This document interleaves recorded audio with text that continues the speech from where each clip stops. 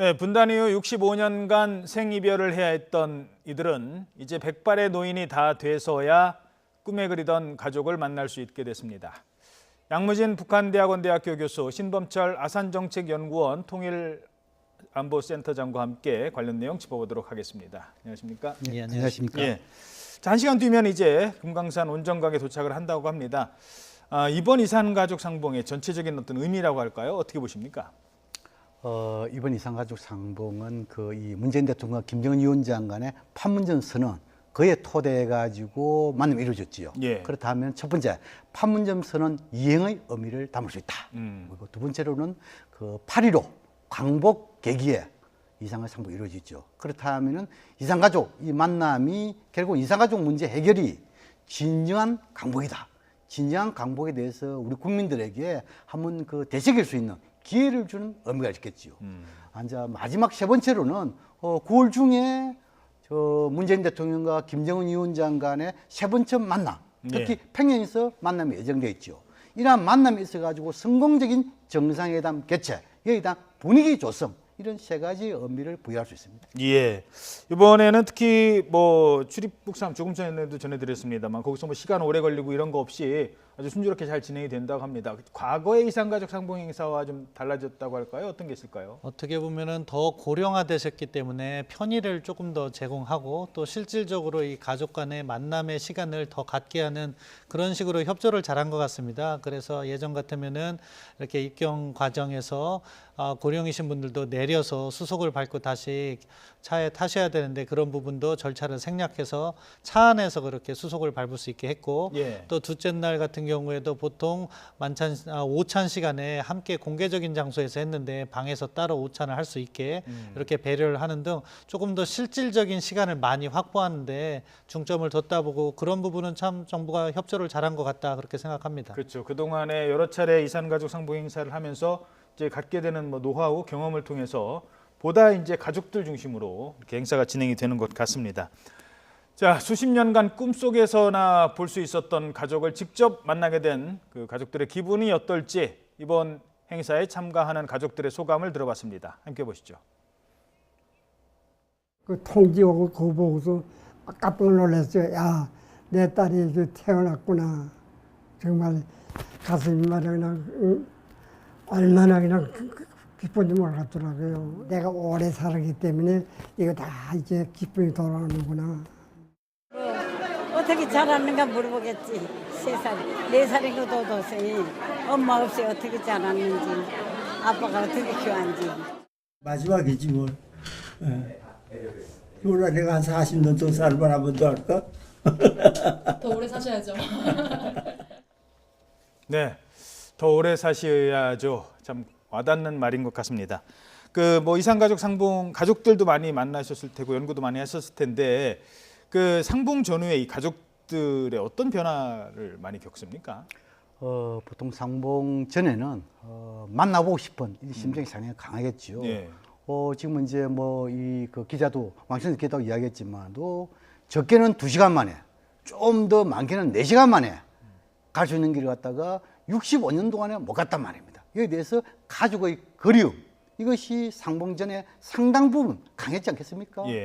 그런데 이제 만나고 나서 오히려 더 그리움이 없어지는 거고 더 강하게 되겠죠. 그렇죠. 그런데 오히려 지금은 이제 중요한 부분은 만남까지, 상봉까지도 중요하지만도 상봉 이후에 이들의 가족에 대한 그리움, 이것을 해소하는 것도 상당히 중요한 부분이단 말이죠. 그렇죠. 이것이 지금은 이제 잘 안 되고 있어요.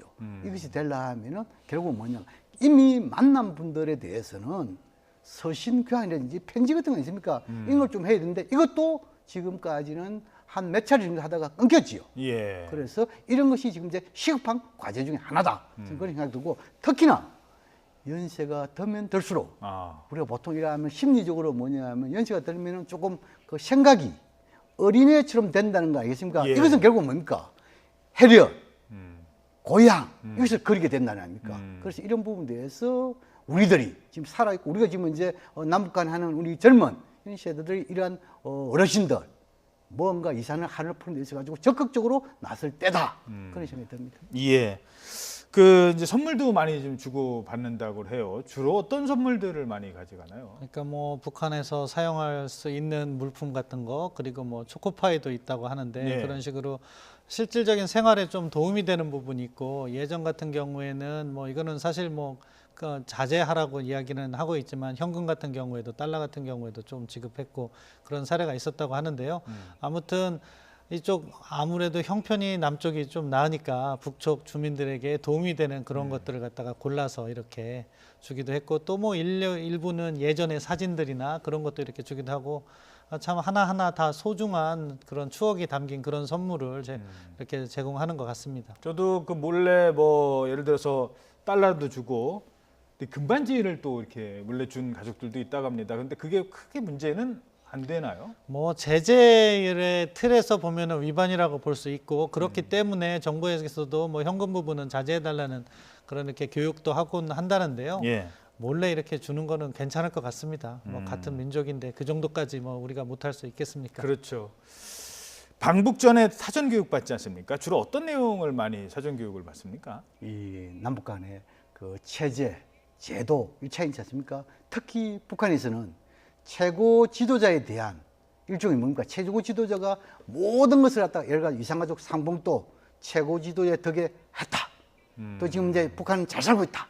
이런 것이 뭐냐면은 일찍이 교육을 많이 받은 것이 북한의 특성이잖아요. 예. 이런 부분에 대해 가지고 유의사항 우리 그 이 방북자들이 혹시 북한에서 뭐 이런 수령 이런 용어를 쓰더라도 그냥 듣고 여기 대해서 자극적으로 행동하지 않으면 좋겠다. 논쟁하지 말아라. 그렇지요. 이런 부분에 대해서 좀 뭐랄까 유의사항 정도 또 그리고 건강 이 좀 고령화된 분이 많기 때문에 이것을 너무 성을 낸다든지 막 이렇게 하면은 결국 혈압이 높아지잖아요. 예. 이런 부분에 대해서 건강에 대한 유의사항 이런 것이 결국은 뭡니까? 방북 교육 이런 데서 핵심적인 사안이 아니겠냐 저는 그렇게 생각을 합니다. 예. 알겠습니다. 방금 들은 소식이 한 가지 있네요. 검찰이 삼성경제연구소 사무실을 압수수색했습니다. 사무실 한 곳을 압수수색했는데요. 공공형사부에서 검찰 금일 그러니까 오늘이요. 삼성 노조 와해 사건과 관련해서 삼성경제연구소 내 사무실 한 곳을 압수수색하고 있다는 소식 들어와 있습니다. 자세한 소식은 들어오는 대로 전해드리도록 하겠습니다. 이산가족 일단 연령대를 제가 한번 쭉 보여드릴까요? 연령 고령화가 심각해지고 있는데요. 저희들이 그래픽을 준비한 게 있습니다. 함께 보시죠. 지금 보면요, 이산가족 생존자 현황입니다. 남측가족 위주입니다만 90세 이상이요 21%가 넘습니다. 5분 가운데 한 분은 이미 90세예요. 90세. 그러니까 기억력도 80 넘으신 분들이 거의 60%가 넘습니다. 그러니까 8, 90세가 대부분이고요.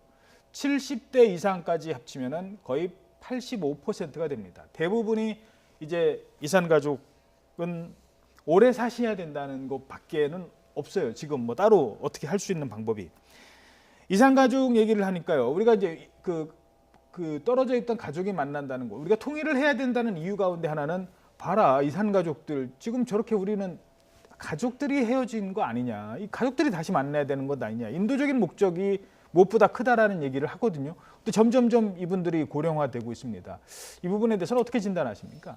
그 부분 때문에라도 사실 이산가족 교류 같은 것은 체제와 이념을 떠나서 인도적 차원에서 대폭 확대를 해야 된다. 이런 부분에 우리가 보다 많은 노력이 필요하다는 생각입니다. 예. 그것이 하나고요. 다른 차원에서 통일 말씀하셨으니까 통일 차원에서 말씀드리면 사실 지금과 같은 경우는 저렇게 이산가족이 존재하고 혈연으로서 연계가 돼 있기 때문에 자연스럽게 통일을 이야기하지만 어느 순간부터 한 20년 정도 지나면 정말로 이산가족은 많이 줄어들게 되고 그럼 결국엔 통일이라는 것은 우리가 한 나라를 지향한다는 명분과 실질적으로 안보 이익이나 경제 이익에 도움이 된다 하는 실질적 이익 부분을 분명하게 부각시킴으로 해서 젊은 층을 설득하는 것도 하나의 큰 과제다 이렇게 말씀드릴 수 있겠습니다. 그렇죠. 그러니까 과거에는 통일을 왜 해야 돼? 그러면 이른바 뭐 반공 이데올로기가 컸었고 지금은 이제 어떤 가족의 이데올로기라고 한다면 앞으로 우리가 지금 젊은이들은 통일 왜 하지?라고 질문을 하면 거기에 대해서 공감하지 않는 젊은이들도 많다고 하거든요. 이산가족 상봉과 관련해서 어떻게 보십니까? 그래서 이제 지금 이제 보통 통일 이야기할 때는 분담 비용이 워낙 크기 때문에 그래가지고 통일을 가야 된다 이렇게 이야기하고 또 일부에서는 지금 이제 우리의 그 이 분단의 가장 현주소를 보여주는 것이 이산의 한 지금 이렇게 오늘 보여주는 거 아니겠어요? 예. 근데 이제 이 앞으로 20년 되고 이러면은 지금 이제 고령화에 된 이산가족 연간 한 4,000명씩 세상을 떠나는 그런 행위 아닙니까? 그럼 앞으로 20년 되면은 이산 1세대들은 거의 없어진 데를 볼 수 있겠죠. 예. 그럼 2세대들은 이 소위 말해서 이 해령이 정의랄까요? 이런 것이 상당히 좀 멀리 될 수 있겠죠. 4촌에서 8촌으로 넘어가는 그렇죠. 거거든요. 그래서 지금 문제도 뭡니까? 지금 우리는 다양한 사회잖아요. 민족이라는 개념 안에서 있지만도 지금 이제 동남아라든지 이런 쪽에서 상당수 부분이 우리한테 와가지고 이민 또 오는 사람 많지 않습니까? 예. 이런 부분이 가지고 앞으로는 점점 민족 통일이라는 이런 개념은 조금 사라지지 않을까. 그래서 결국은 뭐냐 하니까 이 다양한 사회 이것을 인정하는 그런 척의 통일로 가는 그런 방향이고 특히 이제 이 젊은 세대들도 지금 이제 뭐 방공국시 이 옛날 유수만 사건 있지 않습니까? 이런 것은 이제 먼 훗날에 이야기가 되는 것이죠. 예. 다양성을 인정하는 것, 동질성도 중요하지만도 다양성도 인정하는 그런 속의 통일로 가는 다시 말해서 작은 통일이 하나하나 뭉쳐져 가지고 큰 통일로 가는 그런 방향으로 가지 않을까 그런 측면에서 아마 이데올로기가 상당히 그 이 좀 뭐랄까 퇴색되는 그런 방향으로 갈 가능성이 높다 저는 그렇게 전망합니다. 예. 자, 그래서 이분들은 지금 더 지나면 통일을 왜 해야 되지라고 생각하는 분들이 점점 많아지면 이산 가족에 대해서 고민을 깊이 안 하는 젊은 세대들도 많이 나올 것 같습니다. 그래서 지금 우리가 여러 가지를 지금 하자고 하는데 그 중에 하나가 그 연락사무소 지금 만들자는 거 있잖아요. 오늘 문자 조간을 보니까 개성에 연락사무소를 두는 걸 두고 뭐 대북 제재 위반이다라는 논란이 미국에서 나오고 있다고 해요. 어떤 얘기입니까? 남북 그 이 공동연락사무소 이건 상당히 의미가 있습니다. 예. 첫 번째로는 대화의 기능. 남북 간에 언제든지 수시 상시적으로 대화를 할 수 있는 거 아니십니까? 그렇죠. 한 건물에서 남북한 이 사무소의 근무자가 함께 있기 때문에 예. 할게. 두 번째는 뭐냐면 교류 협력의 기능입니다. 지금까지는 당국 중심으로 이렇게 주로 교류했다 하면 민간급의 교류 이런 부분도 이 연락사무소에서 충분히 할 수 있는 기능을 가집니다. 예. 마지막 세 번째는 뭐냐면 영사의 기능입니다. 예. 앞으로 남북 간의 대화, 교류, 협력이 활성화된다 하면은 우리 쪽 인원이 상당 부분 평양을 중심으로 많이 가겠죠. 관광도 가고 사업차도 가고 이 문화, 교류 차원으로 갈 수 있지 않습니까? 그거 가려면 결국 뭡니까? 우리 국민들을 보호하는 영사의 기능이 있겠죠. 이런 건 상당히 중요합니다. 그 다음 지금 이제 또 한 가지 우리가 좀 그 눈여볼 대목이 과거 1970년도에 동서독 간에도 동서독 기본조약에 의해 가지고 상주 대표부 설치했습니다. 그 당시에 서독에서 상주 대표부 인원이 약 한 100명 됐습니다. 그렇다면 지금 문제는 개성에서 공동연락사무소 기능을 했지만도 좀 더 남북간의 신뢰 사이고 관계 발전한다 하면 평양, 서울, 상주 대표로 발전할 가능성이 높다는 것이죠. 그럼에도 불구하고 현재 지금 이제 미국이 이런 개성에서 이런 대북 제재, 운운 이런 부분에 대해서는 두 가지 요인을 가지고 이야기를 하고 있어요. 첫 번째는 뭐냐면 개성 지구에 여기에 그 전력이라든지 이렇게 들어가면 기름 같이 있지 않습니까? 혹시 이렇게 들어가면 이것은 대북 제재 위반되는 거 아니냐? 그래서 우리도 상당히 고민을 했죠. 그래서 지금 문제는 뭡니까? 거기서 스스로 발전기를 돌리지 않고 우리 전력이 변전 형식으로 가는 이런 부분에 있어 가지고 좀 뭐랄까 예조로서 해결되는 거 있습니다. 두 번째는 뭐냐면 미국이 개성 지구에 대한 일종의 선입관입니다.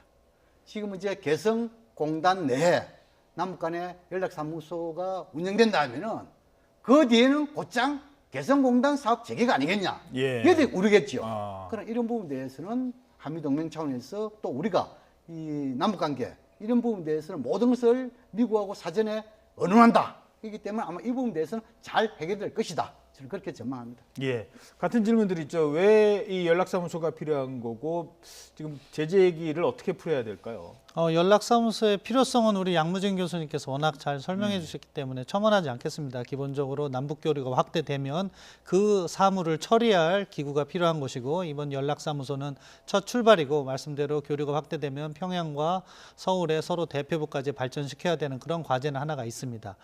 제재 문제는 지금 미국이 바라보는 북한 핵 문제의 시각을 그대로 반영하고 있다고 생각합니다.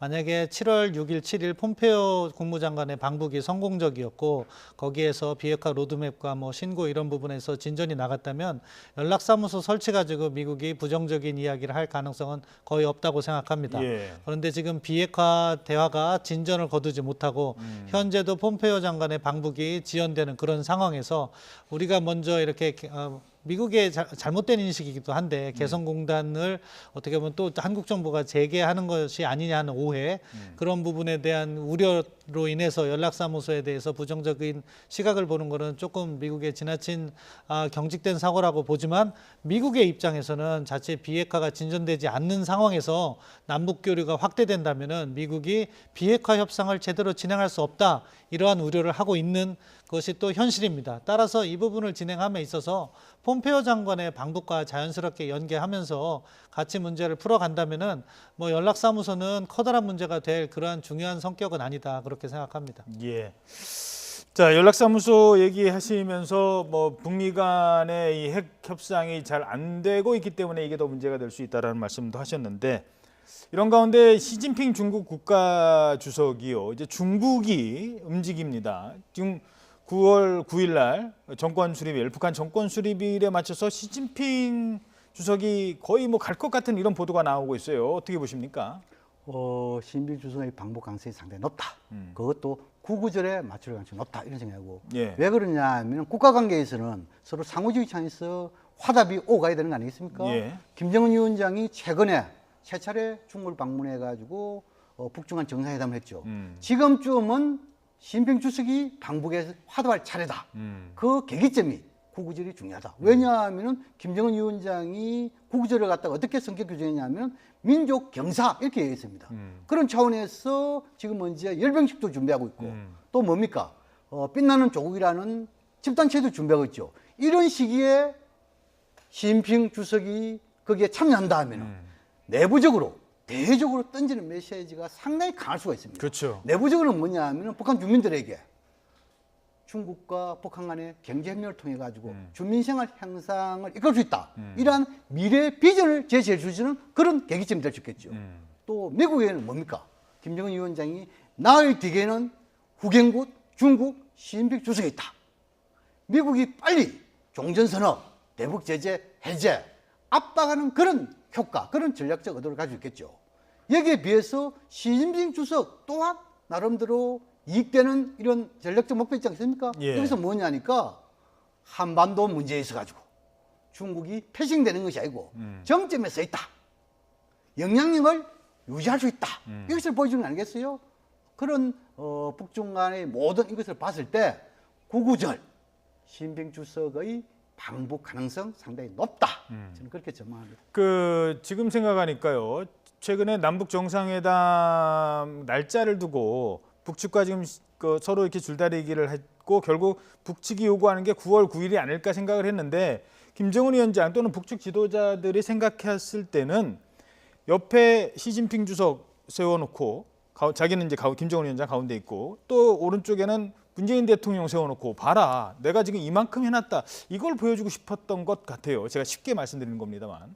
이 정상들은 충분히 그렇게 좌우 지금은 이제 남쪽 대통령 또 지금은 이제 또 한쪽에는 최고의 혈맹국가 시진핑 주석 이렇게 세우고 싶겠죠. 그러나 그렇게 될 가능성은 상당히 낮다. 왜냐하면 일전에도 뭐 예를 들어 가지고 중국의 전성기념일 이럴 때도 중국에서 그런 것을 상당히 상상했지요. 그렇죠. 그러나 그렇게 이루어지지는 못했지요. 그러나 이번에도 마찬가지다. 그러나 한반도 문제에 있어 가지고 9월이 상당히 중요하다. 다시 말해 가지고 8월 중에 이번 주 아니면 내주에 폼페오 국무장관의 방북 가능성 상당히 높다. 또 그리고 저 구구절을 맞이해 가지고 시진핑 주석의 방북 가능성이 높다. 또 그리고 9월 중순 문재인 대통령이 평양 방북 가능성이 높다. 라고 한다면은 평양을 둘러싸고 어찌 보면 김정은 위원장이 주도적인 역할, 중심에 서가지고 예. 대외관계를 펼칠 수 있다 이렇게 볼 수 있겠죠. 그렇게 이해하면 될 것 같습니다. 자, 지금 뭐 그쪽 부분을 말씀을 하셨지만 지금 미국과 중국은 사실상 무역 전쟁 중이에요. 무역 전쟁 중인데 시진핑이 북한과 견고한 모습을 보여주면 이게 남북 관계 그러니까 비핵화 협상 자체가 따로 북중의 어떤 무역 분쟁과 따로 생각할 문제입니까? 아니면은 이것과도 연계를 시켜야 된다고 보는 겁니까? 어떻게 보세요? 뭐 미국으로서는 연계해서 바라볼 거라고 생각합니다. 외교에는 공짜 점심이 없다는 말이 있습니다. 예. 시진핑 주석이 방북을 한다면 그것은 김정은 위원장에 대한 정치적 선물이 되는 것이고 중국은 북한에 대해서 또 자기 나름대로의 요구사항이 있을 것입니다. 그것은 무엇이냐? 중국이 한반도 문제를 바라보는 근본적인 이익, 그 반대편에 있는 미국 그리고 한미동맹 그 부분에 있어서 비핵화 협상을 진행하면서 북한이 반드시 언급하고 다루어라 하는 메시지가 갈 겁니다. 그러면은 비핵화 협상은 점점 더 어려워지는 것이 되겠죠. 그러한 우려를 미국이 하고 있다고 생각하고 그렇기 때문에 트럼프 대통령은 뭐 김정은 위원장과는 잘 지내지만 중국이 관여하고 있다. 시진핑 주석으로 인해서 좀 부정적인 영향이 계속 그런 얘기를 하고 있거든요. 발생하고 있다는 경고성 발언을 지금 하고 있는 것이고 이러한 것들이 지금 현재 격화되는 것도 미국과 중국 간의 그러한 관세 전쟁과 무역 전쟁 때문에 더 격화되는 측면도 있고 훗날 풀리는 과정도 함께 연계돼서 풀릴 가능성이 높다고 생각합니다. 예. 그러면 아까도 얘기했지만 지금 미국 입장에서는 시진핑이 그 김정은 위원장 옆에 서는 것 자체에 대해서 이거 이번에 또 만나서 북핵 협상 또 잘못되는 것 아니야? 이런 조바심도 좀 들 수 있을 것 같아요. 예, 그런 조바심 들을 거라고 생각하고 그렇기 때문에 폼페이오 국무장관의 방북이 더 중요한 의미를 지닌다. 그러니까 폼페이오 장관이 8월 달에 방북을 해서 비핵화 로드맵이나 신고 부분에 어느 정도 합의를 이루어내면 그다음 시진핑 주석의 방북이나 또는 우리 문재인 대통령의 평양 방문을 통한 정상회담에 커다란 문제가 없습니다. 예. 그런 부분에 있어서 이렇게 외교 순서를 잘 배치하는 것이 중요하고 그렇기 때문에 미국이 지금 북한에게 어떻게 보면 비핵화 부분에 있어서 조금 더 성의를 보이고 폼페이오 장관의 방북을 수용해라. 예. 그래서 합의를 내자. 이런 메시지를 던지고 있는 것 같습니다. 알겠습니다. 자, 조금 전에 들은 소식 한 가지 전해드리겠습니다. 서울 서부지방검찰청이 비서 성폭행 혐의로 재판에 넘겨졌다가 1심에서 무죄를 선고받았죠. 안희정 전 지사에 대해서 1심 판결에 불복해 항소할 방침이라고 밝혔습니다. 뭐 예상이 됐던 부분이고요. 지금 뭐 상당히 앞으로 미투 운동에 영향을 미치는 그런 파장이 크기 때문에 이번 사건에 대해서 관심이 높습니다. 아마 2심에서 다시 한번 법리적 다툼을 벌일 것 같습니다. 검찰이 1심 무죄에 불복해서 오늘 항소한다고 합니다. 자, 앞서 이제 지금 북미 관계 교착 상태가 결국 앞으로 문제를 풀어가는 제일 큰 변수가 될 것 같은데 폼페이오 말씀하셨지 않습니까? 지난번에 pom페이오가 갔었어요. 아마 이번에 가면 4번째 뭐 방북이다 이런 얘기도 나오는데 폼페이오가 간다고 해서 지난번처럼 또 빈손으로 올 수는 없지 않습니까? 결국 뭔가를 이번에만큼은 합의를 해야 되는데 어떻게 보세요? 가능할까요? 그래서 우리가 지금 이제 남북 관계, 북미 관계, 이 과거 경험 되돌아 보면 이 상대방의 모든 책임을 전가하는 전매 특허, 이 전매 특허 1호가 북한이다 이렇게 이야기를 하지 않습니까? 북한 항상 뭔가 잘못되면 다 한국, 미국에 대해 책임을 전가했잖아요. 그런데 최근에 이 보면은 미국이 북미 관계 좀 잘못되고 이러면 한상국에 대한 책임론 배우론을 갖다가 중국에 책임 전가하는 그런 이 목소리가 많아졌다는 것이죠. 예. 이것은 스스로 약함의 표시예요. 그래서 오히려 예. 이 북중 관계가 잘 되면은 미국이 하지 못하는 이런 부분, 예를 들어가지고 대북 경제 제재 해제라는 완화 이런 부분들은 미국 의회이기 때문에 당장 못하잖아요. 그렇다면 오히려 중국이 북중 관계 강화해가지고 북한의 비핵화를 진전시키기 위한 그런 측면에서 미국과 중국을 조율하면 된단 말입니다. 그런 것을 하지 않고 항상 보면은 미국이 북한이 비핵화가 좀 더딘 이런 속도 이런 거 봤을 때는 그 책임은 중국이 돼 있다. 이것은 뭡니까? 중국의 책임 전가시가 나쁜 거다 이렇게 보여지고 지금은 이제 4번째 폼페이오 장관의 방북 이것은 3번째 정도 빈손으로 오지는 않을 것이다. 왜냐하면 지금은 이제 미국, 북한 모두 원하는 것을 잘 알고 있기 때문에 오히려 지금은 이제 북한 입장에서는 예. 종전선언 미국 입장에서는 핵심과 같은 보다 구체적인 비핵화 진절 아니겠습니까? 예. 그렇다면 이번에 폼페이오 장관의 방북에서 김정은 위원장을 만난다면 지금까지 교착 상태에 빠져 있는 북미 고위급 회담 복원하고 더 나아가서 북미 간의 2차 정상회담 이것을 좀 더 앞당기는 그런 계기점 마련해서 한다면 성공적인 방북이 될 것이다. 저는 그렇게 전망합니다. 예. 자, 이런 가운데 미국의 강경파죠. 존 볼턴 미국 그 NSC 보좌관이 이런 얘기를 합니다. 1년 내 북한 비핵화 해야 된다. 한번 들어보시겠습니다. This is to fulfill the commitment that Kim Jong-un made in Singapore, that he had previously made to the South Koreans. The one-year period that we've talked about, from the point where North Korea makes the strategic decision to denuclearize, is something that the North and South Koreans have already agreed to. 사실 시간표 얘기할 때 최근에 미국 뭐 좀 온건파는 시간표까지 만들 필요 없다라고까지 얘기를 했는데 지금 다시 1년 안에 해다. 이것도 같이 전략적으로 움직이는 모습이라고 봐야겠죠. 예, 그렇죠. 북한의 조속한 비핵화를 촉구하는데 김정은 위원장의 말로써 미국이 욕을 하는 거죠. 왜냐하면 북한이라는 체제에서 결국 최고 지도자의 말이 정책적 의미가 지니는 그 무게가 있기 때문에 김정은 위원장이 이렇게 이야기를 했다. 그러니까 그 약속을 지켜라. 우리가 대화에 임한 것은 그러한 말을 믿었기 때문이다. 이런 논리로 가는데요.